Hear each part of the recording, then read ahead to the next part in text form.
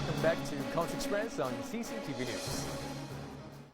Now, have you ever heard of dancing calligraphy? Well, that's exactly what audiences at Beijing's National Center for the Performing Arts have been experiencing. The Hong Kong Dance Company are presenting an interpretation of notable pieces of Chinese calligraphy, taking it from the page to the modern dance stage. Our reporter Stanley Lee was there.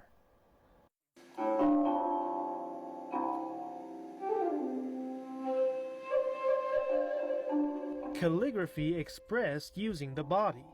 The show, Spring Ritual Eulogy, explores the intricate relationship between abstract beauty and literati ideals through an interplay of Chinese classical dance and music. The show features two major dances inspired by the top two calligraphy works in Chinese history. One is by Wang Xizhi, honored as the patron saint of Chinese calligraphy. He lived around 1,700 years ago, and his work, prefaced to the Orchid Pavilion, was created at a countryside celebration. The spontaneous piece demonstrates his skill and the mastery of the flows in his calligraphy.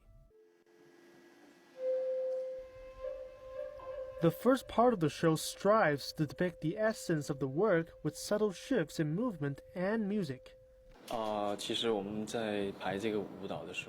To better get a feel of what Wang Xizhi was about, I read his story and actually tried to copy his work with a brush pen. This really helped me capture the movements and rhythm of his work in my performance.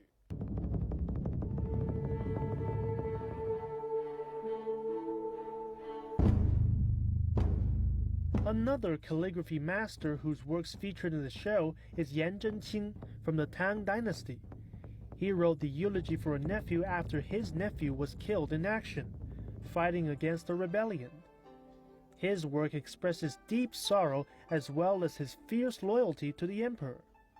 Spring Ritual Eulogy was awarded the 2013 Hong Kong Dance Award for Outstanding Achievement in Production.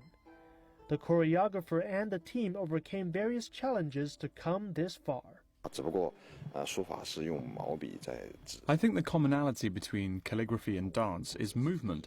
Calligraphy is a trail of movement of the brush on paper, and dancing is the movement of the body. So I think dancing is like a kind of flowing calligraphy, and calligraphy is dancing in a solidified form. The challenge, I think, for dancers is the limitations of our bodies. We can only do one movement at any given point in time, but I think the emotions of the dancer makes up for that, and that makes a lasting impression on the audience. The show runs at the NCPA on the 18th and 19th of September and will move on to Taiwan in December. In an age of word processors and computers, it seems the act of writing is slowly going out of fashion. Because of this, it's easy to forget the beauty of Chinese calligraphy buried in the pages of history. That's why it's so important for shows like these to present the power and beauty of Chinese calligraphy in such a compelling way to renew the interests of the next generation. Stanley Lee, CCTV.